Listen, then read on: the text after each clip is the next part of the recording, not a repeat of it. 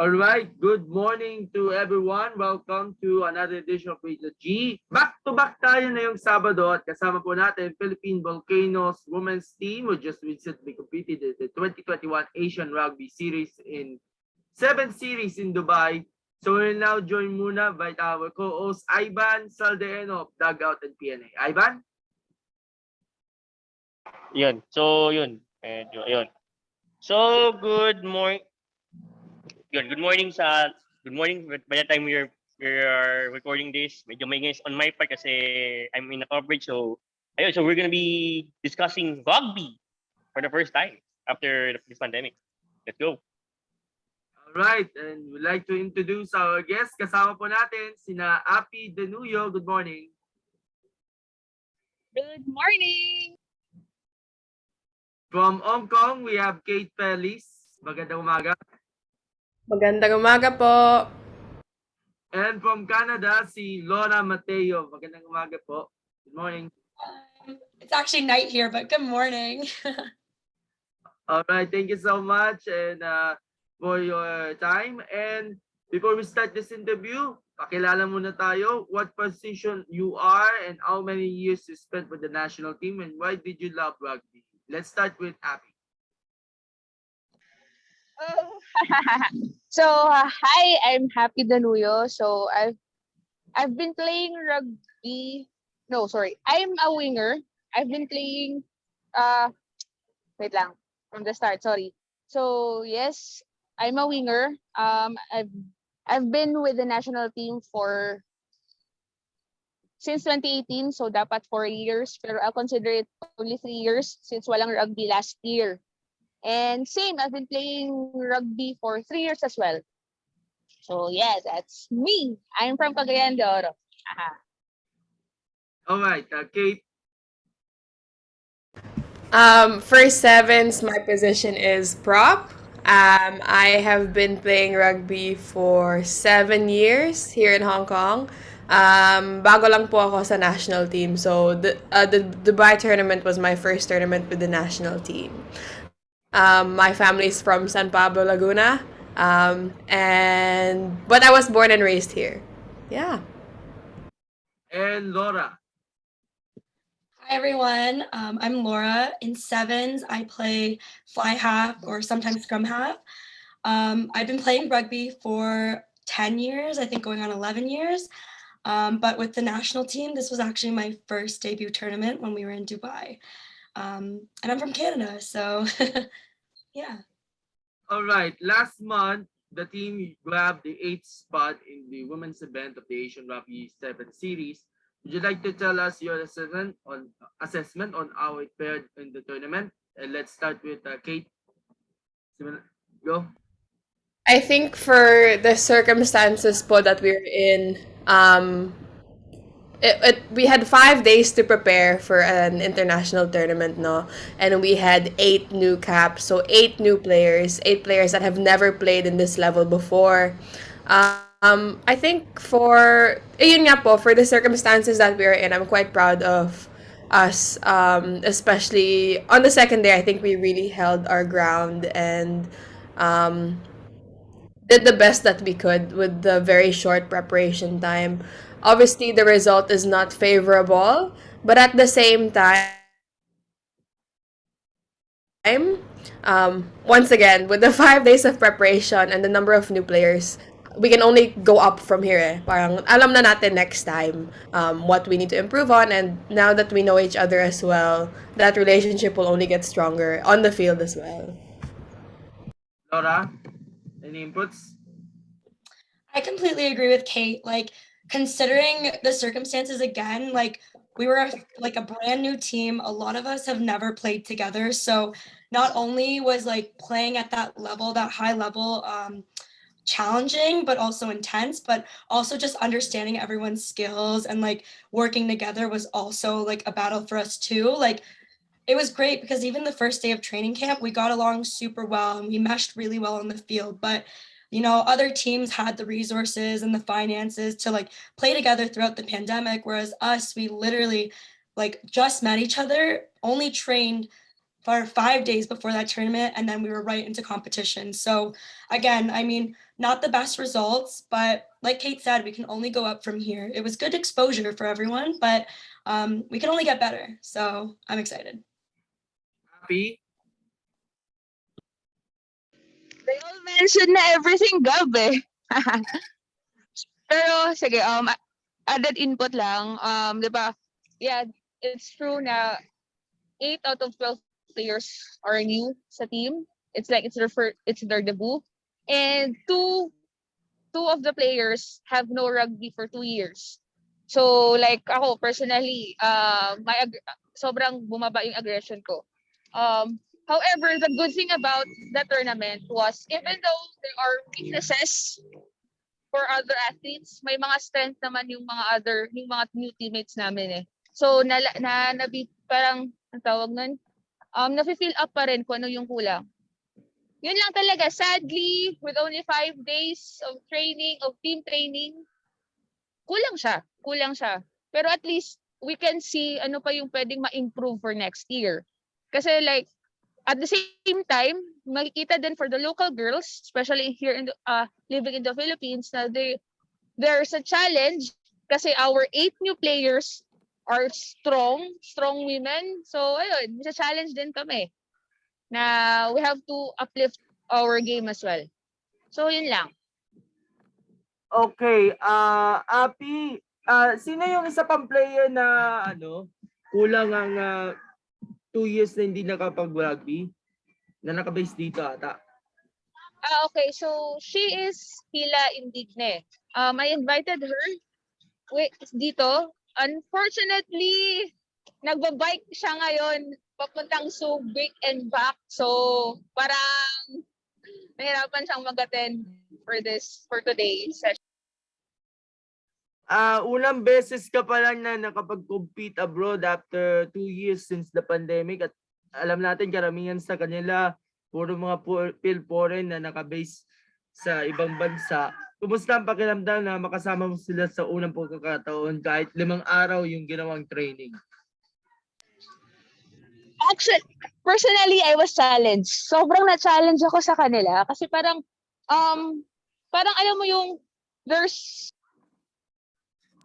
somehow pressure na nabibuilt in for me kasi like they parang I see it kasi na parang they saw me play like for the 2019 SEA Games and alam kong mas aggressive ako noon, then ngayon parang ito lang yung mabigay ko.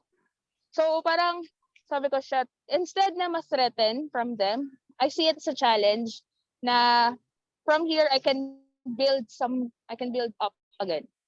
So yeah, yun yung una ko talaga na-feel. However, as the day went by, na what I love about the team is meron yung sisterhood na hindi ko na-feel from my other sports, which I really like about rugby. So, yun. Kate and Laura Mel, being first-timers or sort of debutants in the competition, I was used to feeling na finally makakapaglaro ka para sa Pilipinas kahit may pandemya, kahit 5 araw yung training. Let's start with Kate. Laura, I'll help you translate the question first. So his Gab was basically asking how we feel that we finally get the chance to represent the Philippines despite the pandemic and basically everything that's been going on the last 2 years. Yeah. I'll answer first. So actually, personally, it's been a really long time coming, Gab, because I played in the Hong Kong setup for a bit. Parang the last 2 years have been parang an awakening for me na, okay, like, ano ba talaga gusto ko? Gusto ko ba mag-represent sa Hong Kong or sa Pilipinas? Pero yung gusto ko po talaga is Filipino. And there's something about bringing pride to my family. And parang, for me personally, as a foreigner coming back or giving back to the Philippine rugby means a lot. Kasi feel ko yung mga opportunity ko po dito sa Hong Kong, pwede ko po ibigay sa development po ng Philippine rugby. So yun, it means a lot to me. Yeah. Laura? Thank you, Kate. Personally, like this is such an honor to just play at this level. Like this is the highest level you can essentially play for in rugby. And like it's always been a dream. So especially like growing up in Canada, like it was nice to kind of get in touch with the Filipino culture. Like my family's super Filipino, but you know, like being here, like I have Filipino friends, but being in that like type of environment where we all had something to relate to and like we all were basically like fighting and making our families proud. It was just an unreal experience. And honestly, that trip itself, just being in Dubai and meeting the people that I got to meet, it was overall super life changing. And I don't know, it's just, this is like one for the books. Like, this was definitely a memory I will hold on to forever. And like, not even just with the women's team, like, a big part of Filipino, like the volcanoes, they really wanted to work on like the family culture. And I can honestly say, from management to the players to the coaches, like, it just felt so family like. And I don't think a lot of international players have like the opportunity to even say that, because it is a competitive level overall, but the fact that I was just able to be around a second family was awesome. So yeah, I'm really happy about my first tournament. Thank you, girls. I'll give way muna kay Ivan for additional questions. Ivan? Yes, thank you. So you Kev already mentioned, or you actually mentioned the toughness of having to play for the first time amid the pandemic. It's a bit, it's almost 2 years already since we had the pandemic, and you're stuck. So how tough is it that you were stuck at your home, not practicing at all, not playing at all because of this pandemic, and how did it affect your performance in Dubai? Sige, I'll answer that question, Ivan. There you go. Actually, Ivan, I think it's only me who has been stuck for 2 years. Kasi Hong Kong and Canada resumed their rugby as soon as possible. Eh. Um, Personally, it's very hard. Kasi you know how it was managed, like in the Philippines, how sport itself has been halted. So sobrang mahirap for me. What I did, like since in my province, rugby is not a um hindi siya kilala yung rugby. So I find another sport or like another outlet. Nag-cross training ako into frisbee.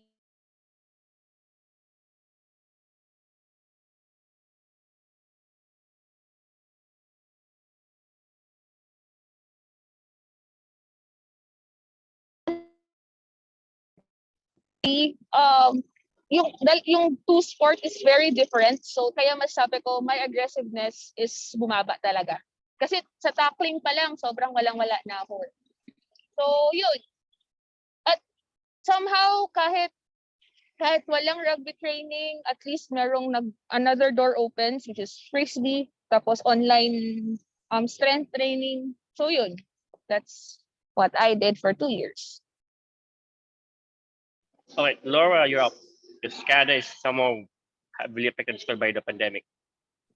Yeah, I mean, like Happy said, like Canada and Hong Kong, like we were able to actually play for a little bit. Like for myself, I actually train with my university, so I go to Brock, and like right before I was able to go to Dubai, I've had the privilege and the opportunity to play for my university and get the training. So like in a way, I was fortunate in that sense. But other than that, like the first year of COVID was super tough. Like I was expecting to go back to school. I actually got recruited to play for the Volcanoes, but that got postponed.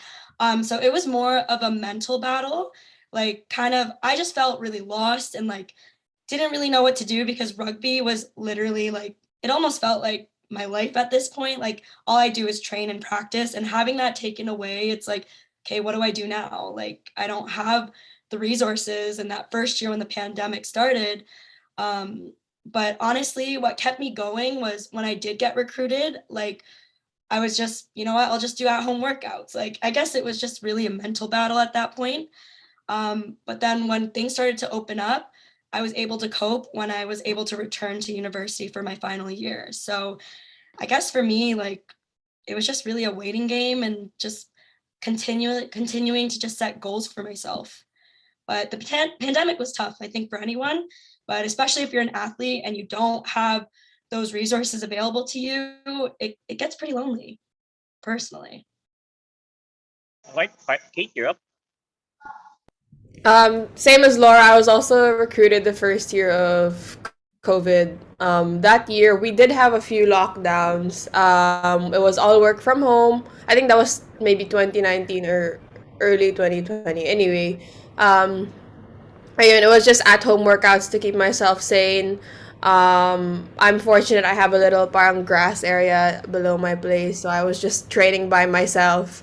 Pero the mental battle was the biggest issue because we didn't know if we would ever play rugby again. And I think at that point in time, sabi ko parang, will I ever get to play for the Volcanoes? Di ko alam. Like, there was just so much uncertainty na, and I think that put added value to Dubai because we've been waiting for that for 2 years, and it's just unreal to be able to play. I think me when we resumed rugby locally here, and there was still no rugby in the Philippines, I felt really bad because sabi ko parang like there's so many girls that also deserve this opportunity, but it's just unfortunate how certain things were managed na that opportunity was not presented to them as well as it was to us because ayun, because of our circumstance. So yeah. Oh, just a quick follow-up lang to Happy's answer earlier because you played frisbee, so that's ultimate or flying disc or ultimate. Because unlike rugby, technically ultimate is not a contact sport. So you cannot tackle, you cannot guard the handler too near. So how tough was it to transition from a contact sport where you can tackle your opponent and get the ball away from her, or to a sport where you have to be what, one disc apart, they call it, parang for a distance. Actually, the transition is very hard. Kasi I am used to being tackled or the tackler. So, ewan ko lang kasi unfortunately some girls kasi is like kahit konting tawa lang, ay, gets mo? So, parang nahihirapan talaga ako. Kaya I love playing with the men. Kasi kahit kasi parang andun yung aggressiveness eh. So, ayun, I adjusted for for a year. And unfortunately, lumabas naman dun lumabas dun sa laro namin sa Dubai na bumaba talaga yung aggressiveness ko. Kasi aside sa I have an injury prior to pandemic, I got injured again ngayon. So parang I cannot tackle kasi I'm having flashback na I will get injured. Kasi 2 months ago lang namin nalaman na we'll be playing. So parang for me, it's very too soon. I mean, short-term preparation for a tackle game at a high type of tournament. So ayun. So now that's another question for all of you. So because you cannot play for you haven't played for almost 2 years because of the pandemic. One reason for that is you don't have a professional. So does the fact that you've been stuck for long and it affected your performance in Dubai somehow stress the need for a professional rugby league in the Philippines? Sorry, Ivan, come again yung question. Do you think the struggles you had in Dubai somehow stressed the need for a professional rugby league in the Philippines, whether in the men's level or in the women's level? Do you mean parang professional na full-time? Yes. Okay, I think that would be the dream world for all of us. So Laura and I, we play like a really high level rugby in the countries that we're in, huh? But even then, we're not full time. Even the men are not full time. Me, I play the Premiership League here. Even then, we're not full time. But I think rugby is still a developing sport worldwide. I think yung focus muna namin as Philippine Rugby is to just get back to playing rugby regularly. I think baby steps, but that would obviously be the dream, no? Hopefully, one day, we never know. But that would be the best possible scenario. Full-time athletes. All right. Yeah, I wanted to add to that. Like, I agree with Kate. Like, for sure, that is such a dream for both if you're a man or a woman, or to play professional rugby full time. But I think for the sake of the Philippines, it's all about just exposure and growing the game. So I think where we need to start is definitely growing the game with the younger generation, or even like with those who are like our age as well. Like, rugby is really a sport for anyone.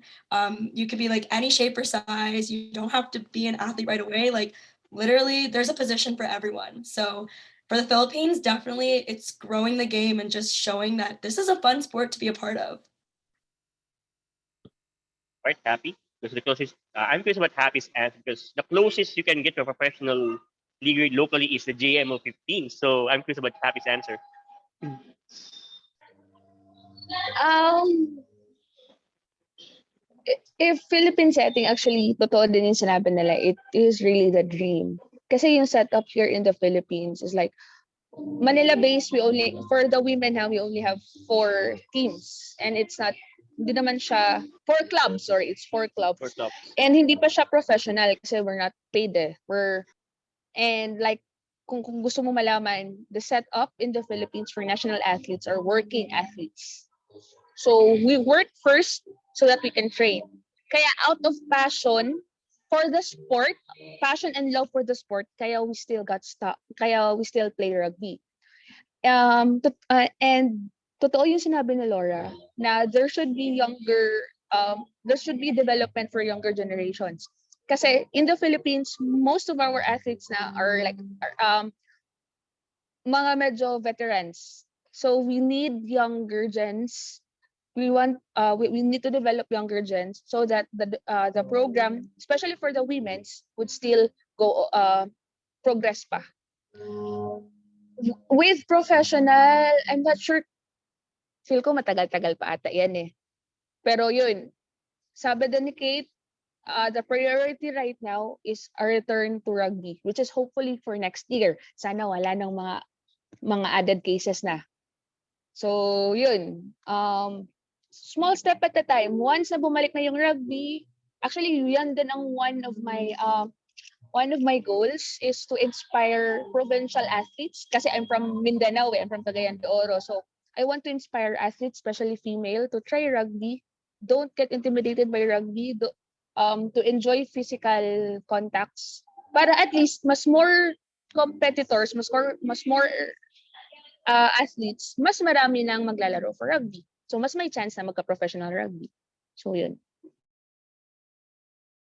Pero yun nga, so yun nga, pero the follow-up is the thing is that parang you're only allowed to go back to action when you're a professional league or whether you're in a national team. So what is the one thing that is the PSC or maybe the PRF is telling you about the return to training for national team wide or potentially putting by your own league?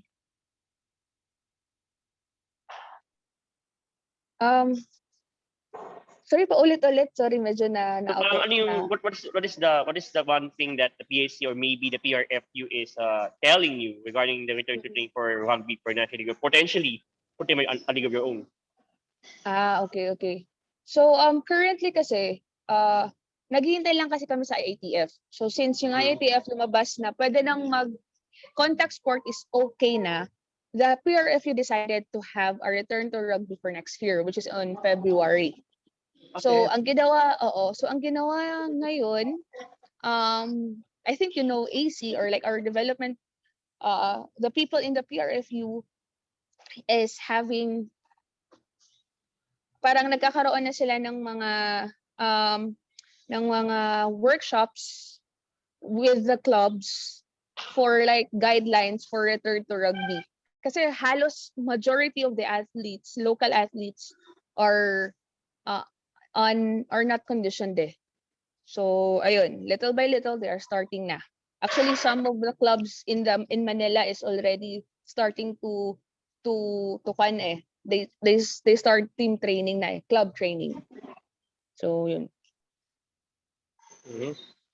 How about the others? How about the foreign-based athletes? I think Happy knows better that in that department of local rugby development. Yeah, because we're not based there. I think Happy covered all of my answers. Alright. So what's the plan? What's the plan, Happy? Sa Kalamba pa rin ba? Ang double because you have your own battlefield there in Southern Plains, Kalamba.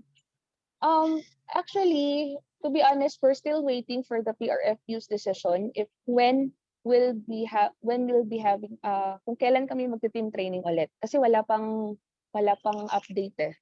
With the Hmm. PSC then, we're still waiting kung kung magkakaroon kami ng bubble training or not. Kasi for the past years, for the years I've been with the rugby, we never had a bubble training except yung before anong tawag nga nun? Before ng may major competition. So, yun, we're still waiting game kailan mag-start. Pero if mapupursue na talaga, like if mapupush na talaga yung season for next year, which is in Feb, most likely magiging mandatory na yung pagta-training either sa Manila or di pa namin talaga alam. We still don't know. Waiting game pa rin kami. Right. Very good. Gab, maybe you have some more questions, Gab? What are the safety protocols that the organizers that are implemented during the competition, like RT-PCR tests, contact tracing app, and quarantine? Start with the Loramen. So I think for my case, it might be similar to most of the players, but for Canada, going to the tournament, we needed to do a PCR test, of course, and then we also needed to do a rapid antigen testing before our flight.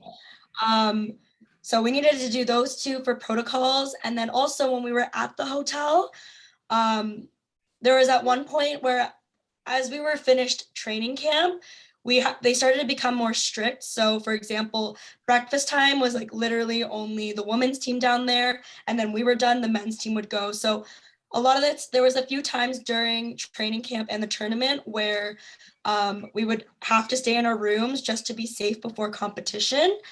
And then I think that was basically it. It was just PCR tests, a few isolation periods here and there. And then throughout, like just traveling throughout the hotel or like even going on the bus, masks at all times. They became really strict closer to the competition date because you never know, like COVID is still out there, even with a vaccine. So we just wanted to be as safe as possible so we could all compete. Matagal ka hindi nakapag-training ang Philippine Volcanoes dahil sa pandemya. Sa ngayon po ba, tuloy-tuloy ba ang online training ng mga locally based members ng Volcanoes? Sabang hinihintay pa ang go signal na bumalik kayo abroad. Although meron ng order itong ITF at saka JAO at PSC.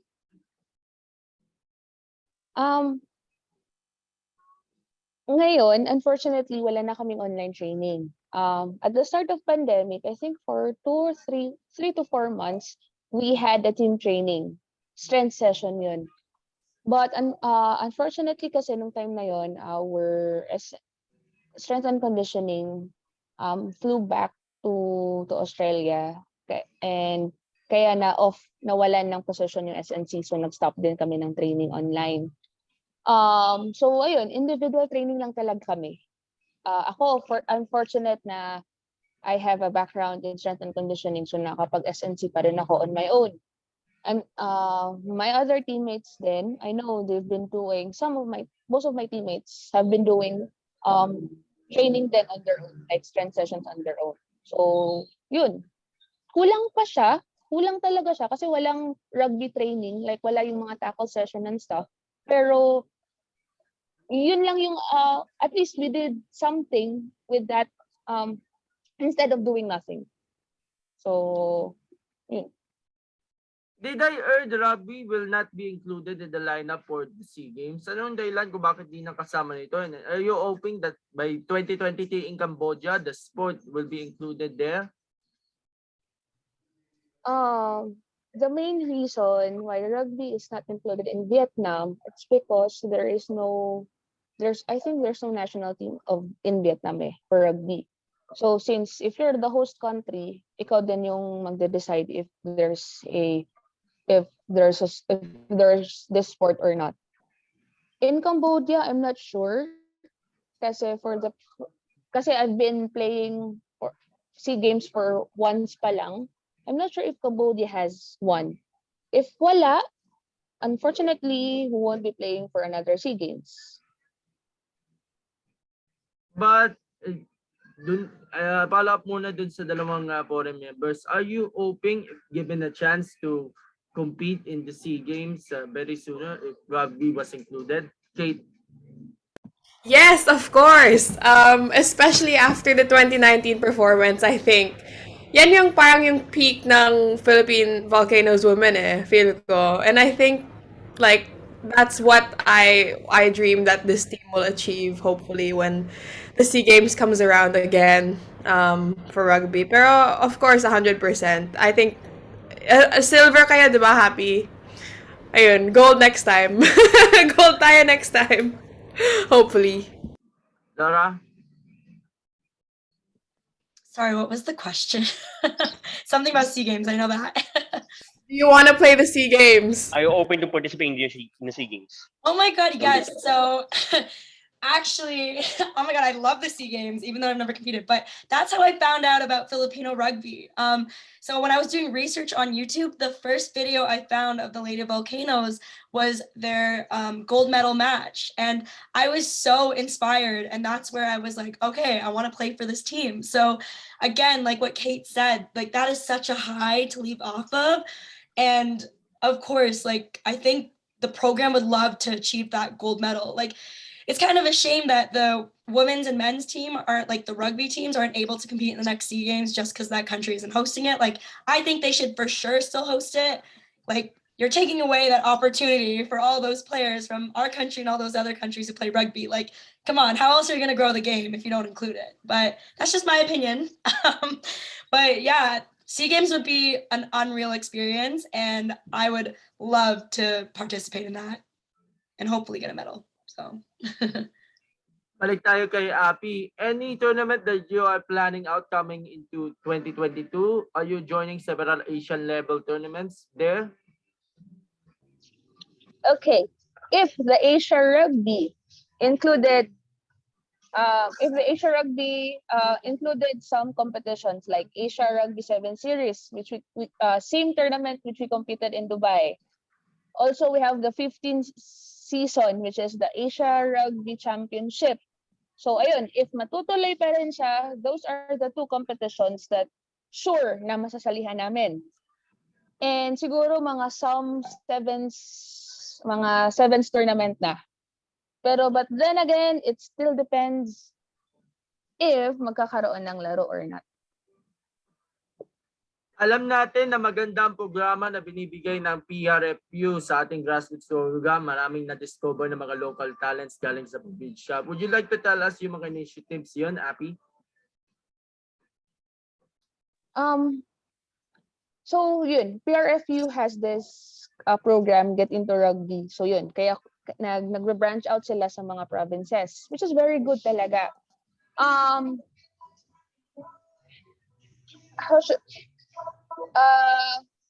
Paano ba? So yun, dahil may mga Get Into Rugby, we have athletes like mga under 19s, mga under 19s na sila yung nag-represent for the Philippines. Pero for the national team kasi, most of the athletes recruited are those na parang recruited from other sports. So, kaya I highly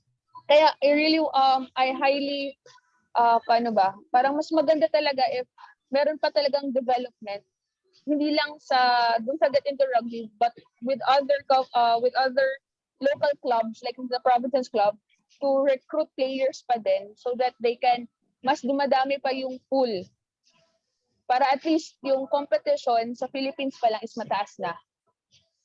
Para at least meron tayong athletes from outside based, we have also local based.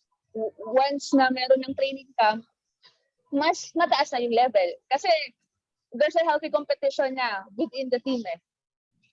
So that's my dream for the team. Kate and Laura, if given a chance, are you willing to help out with the grassroots program to be coach and instructor of Philippine Rugby in the provinces? 110%.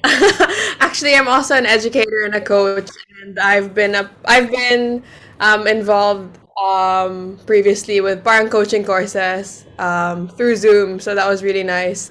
Hopefully, I really want to get involved even more. As I said kanina, parang the fact that we play rugby in foreign countries gives us an opportunity to parang play a different level and a different kind of environment, and using that we want to give back to Philippine rugby as much as possible. Laura? I agree with Kate. Yeah, I agree with her 100%. Like we're very fortunate to like grow up and live in countries where rugby is super developed. And if I have the opportunity to go back to the Philippines, even live there for a bit and be able to teach the skills that I've obtained here in Canada, that would be a dream. I mean, like this sport has changed my life, and I think a lot of Filipinos should definitely be involved in rugby. Like it's in our blood. We are literally warriors, and yeah, it would be a dream. I would love to do some sort of coaching, some sort of teaching with this sport for sure. All right, Ivan, may dagdag na questions? Go ahead. Ano ba?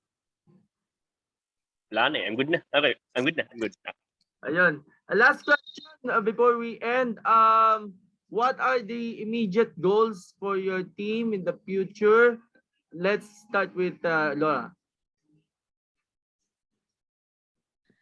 I think our goal, I think it's like little personal goals. Just continue to just play as much rugby as you can, because like no matter what level it is, like obviously you want to play at the highest level as you can, but as long as you always have your hand on a ball, working on those little skills, it will really translate into how you play. So just being familiar with that, I would say like that's my personal goal. I'm not sure what the team's goals are, but I think it's just overall continuing to stay in touch. I mean, we developed such a strong family culture and we want to continue that down the road. So staying in touch, being proud to wear that flag on you, and yeah. To add on to what Laura said, I think, as I said in the beginning of the interview, parang our Dubai performance was our benchmark. And what we do individually in our own countries where we're based on, or wherever we are, I think do the most that we can individually, so that when we come together again, that level that we all have individually is higher, so we can achieve a higher benchmark. That's all. And finally, Appy. I think nasabi naman nila lahat eh. So yeah, what I remember like in the peer FU's goal is yun, the Dubai would be the benchmark for next year's competition. What me and coach, yung pag-usapan namin ni coach is like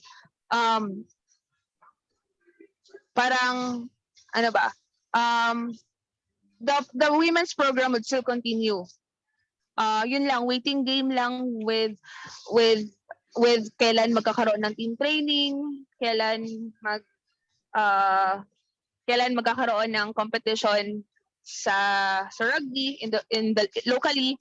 So yeah, mostly individual pa rin talaga, individual own goals. Pero ako personally I would like to like one of my reasons why I play frisbee is I want to inspire women doon na maging aggressive or like try rugby para at least magkakaroon pa ng more local girls to attend, parang ganun. Masingit ko lang, Appy, are you planning to join itong beach ultimate competition nata sa Amerika this April?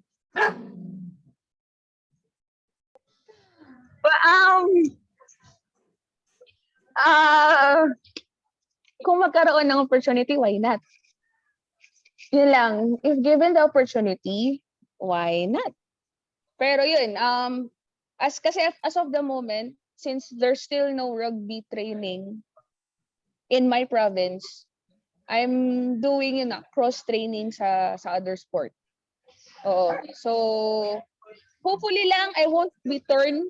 Okay, I won't be torn sa two sports. Pero if given the chance, why not? Magpapaalam naman ako ng maayos eh. Mm-mm.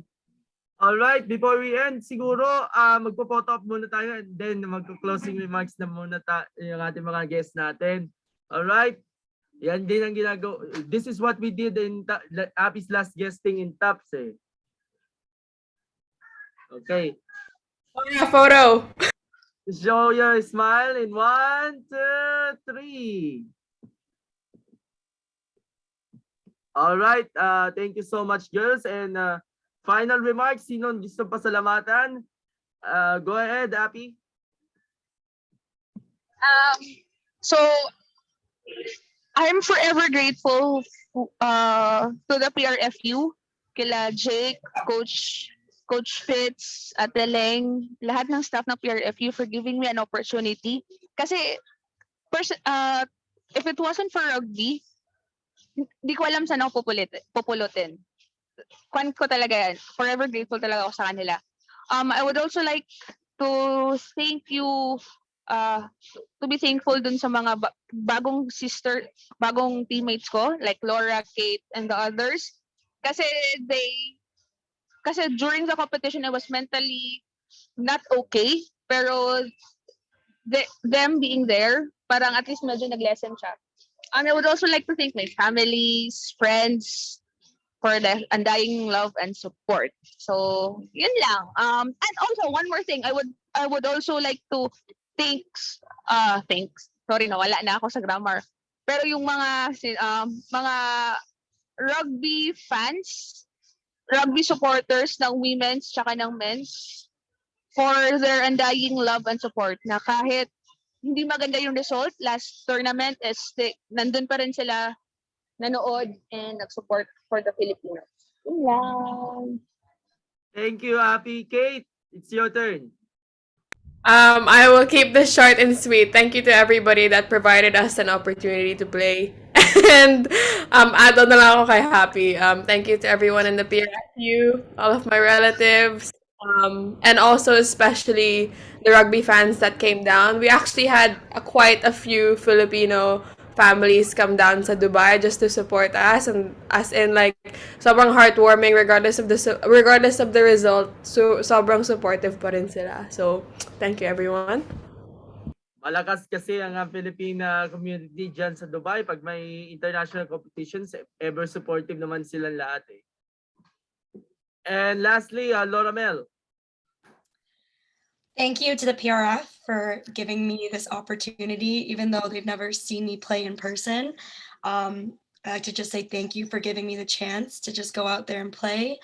And also like to all the sisters that I got to meet, and also the men's team and the management team, like Jake, Ati Lang, Fitz, as well as Karen. You know, they went through a lot of stress just to get the teams out there in Dubai. It definitely wasn't easy in the amount of time that they were given to plan and make sure everyone was safe for this tournament. So huge thanks to them. Like, I can't even imagine the amount of stress they went through just to make this all happen. And I'm just so grateful for them, as well as my family and friends here, the Brock University program. Like, they really helped me with my confidence, but overall, it was amazing. I'm so grateful for this life-changing opportunity. Kate, Laura, it's nice to meet you, and we like to talk about your rugby career soon. Communicate with you sa Facebook and sa Messenger. And Ivan, Sorry. go ahead. Yeah. Sorry. Added ko lang. Thank you, Gab, for this opportunity as well. Gab and Ivan, thank you so much for this opportunity. And it's a pleasure for us. And eternal birthday boy, Ivan, go ahead. Wala pang birthday ko, tigyan ako. So yun. So thank you, Gab, for the opportunity na rin. So thank you sa Laura, to Kate, and to Happy for for sharing their experience in Dubai and their look ahead to the PRFU's programs for 2022. Teka nga, bakit hindi ka nakasama sa Tops noong Thursday? Tulog. Oo, sayang. Tulog. Mamaya makakasama natin si Ashley Monville ng Arnis. So ako muna mag-host nito. So thank you Kate, Laura, and Appy. Pleasure to meet you and I hope to see you at the games. Maraming salamat and Merry Christmas! Merry Christmas. Merry Christmas! Thank you. Happy holidays, everyone. Happy holidays. Thank you. Bye, Bye-bye. guys! Happy wait lang, happy wait. Anong position mo sa ultimate? Cutter or handler? But, di ko nga alam, Ivan, kasi kaka-start ko lang last year. So, as in, Okay. kulang pa talaga ako sa basic, kaya naglalaro ako. So usually pag default cutter. Oo. More cutter ka. Cutter default. Oo, parang, Okay. kasi I'm working out with my throws pa din as well. Oh yes. Alright, happy weekend sa inyo lahat. Bye-bye. Bye. Bye-bye!